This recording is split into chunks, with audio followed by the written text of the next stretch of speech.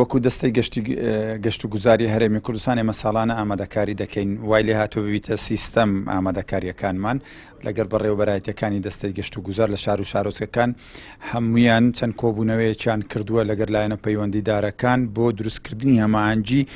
بۆ مەبەستی پێشکەشکردنی باشترین خزمەت گوزاری بۆ گەشتیاران و پێشوازیکردن لە میوانان کۆمەڵێک لێژنەش دروست کراون لێژنەی بەدواداچوون چاودێری و سکاڵا و هەروەها پێشکەشکردنی برۆشۆر و ڕقم و ئەو بابەتانە و خزمەت گوزاری سەرەتایی لە بازگەکان و لە بازگەکان کارمەندانی گەشت و گوزار لەوێ دەبن هەموو خزمەت گوزاریانە ئامادەکاریان بۆ کرایە بۆ ئەوەی بتوانین بە باشترین شێوە خزمەتی گەشتیار بکەین لە هەمووشی گرنگترەوەیە لەم ئەم ساڵەکە ئەنجومەنی وەزیرانی هەرێمی کوردستان